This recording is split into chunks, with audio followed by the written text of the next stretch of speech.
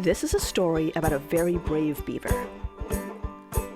We moved to the frontier of rural Idaho, gonna make our home here in rural Idaho. The beavers are ruining our post-war plans. The beavers are making too many damn dams. We don't need this many beavers, you know.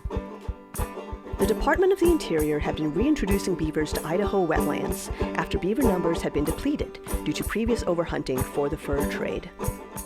Beavers make the land drought and fire resistant. Flood control, they work hard, they're persistent. They even encourage biodiversity.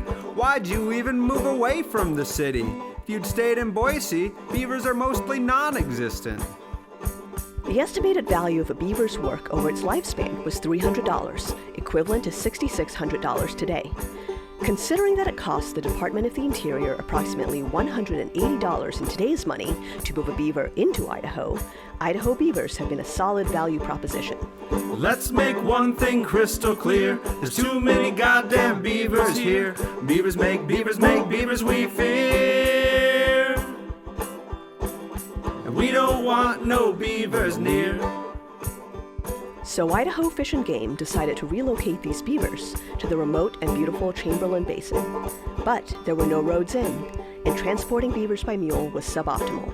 We can't move these beavers by mule. The trip's too long, the heat's too cruel. It's statistically supported beaver torment. The mortality rate's over 50%.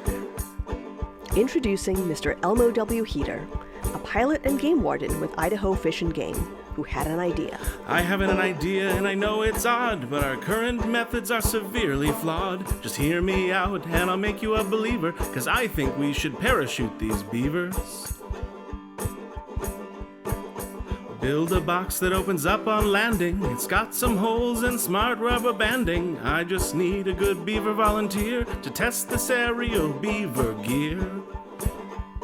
Hey yo, Geronimo, how far can this beaver go? At least 200 meters, said Elmo W. Heater.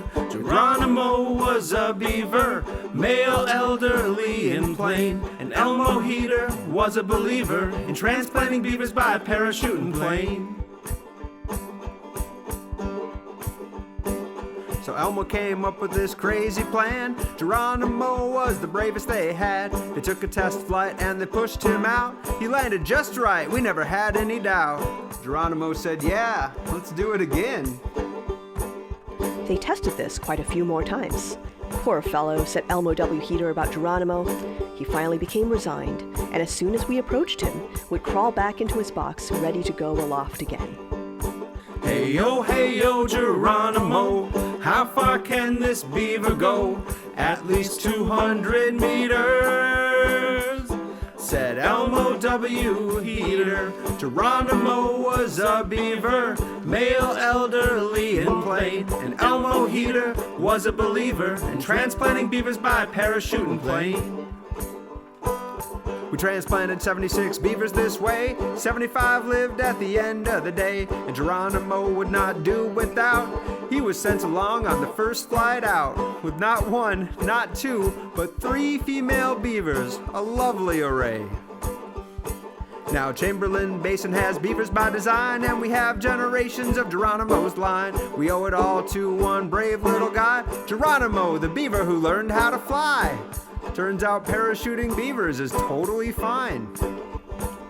This beaver transplantation project was a success, with only one casualty. But it was never done again. Hey yo, Geronimo, how far can this beaver go? At least 200 meters, said Elmo W. Heater. That's the altitude of the plane we're dropping him from. Geronimo was a beaver, male, elderly, and plain. And Elmo Heater was a believer in transplanting beavers by parachuting plane. Hey yo, Geronimo, how far can this beaver go?